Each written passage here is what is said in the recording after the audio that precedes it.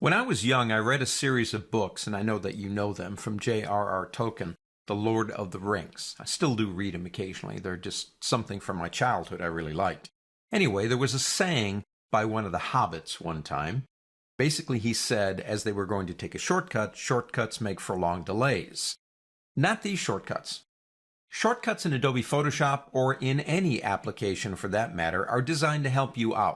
University study conducted over 2 years showed that if you use shortcuts, you save 1 hour out of every 8.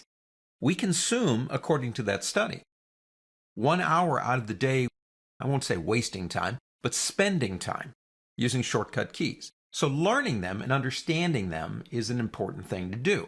For example, we can come up here to the word File and go down, and there's all the shortcuts and all the different things that we can do. If we say Control N, we're actually opening a file. But you say, okay, if I use the shortcut Control N, or if I come up to the word File and click New, what am I saving? 5 seconds? Well, it's true, probably about 5 of that. But at the end of the day, we're going to save, according to studies, about an hour out of every 8. So let's do this. Go up to the word Edit on the pull-down menu and go down to Keyboard Shortcuts. In Keyboard Shortcuts, you have application menus, panel menus, tools. Let's stay here because that's pretty familiar.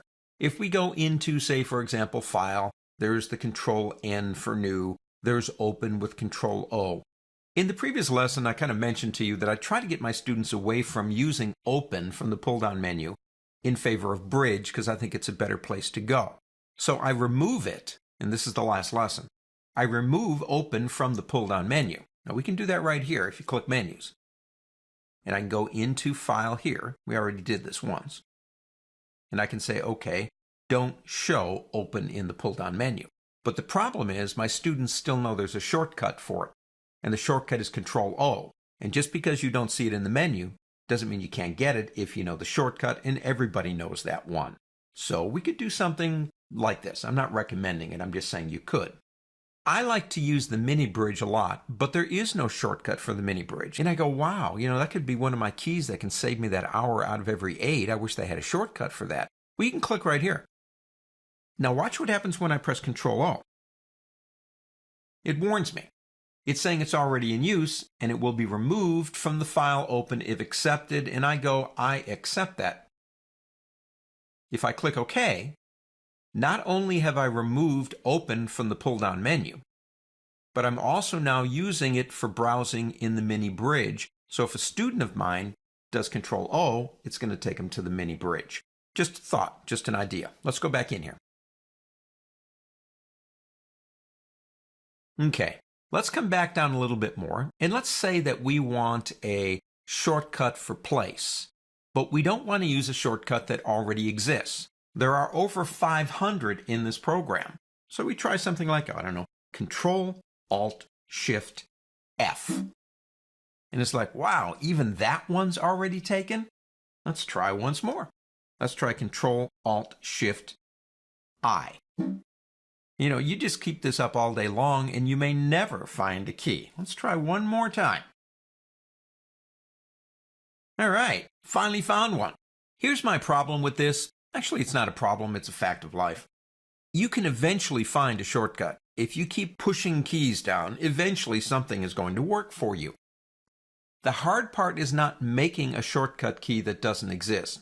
The hard part is remembering what it was tomorrow and the next day and the next day. So, let's say that you do a lot of this.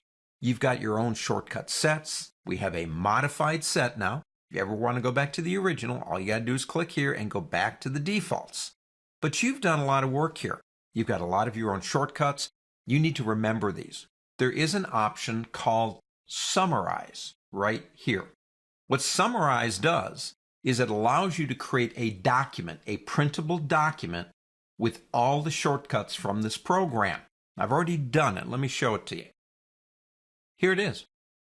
These are all the shortcuts in this program and spaces for you to write in ones.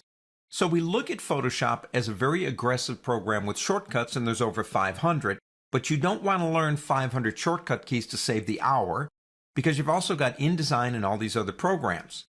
The university studies showed that there are 12 to 14 shortcut keys that we use based on our workflow that give us that hour, but they'd be very specific to, say, you or me. They'd be different.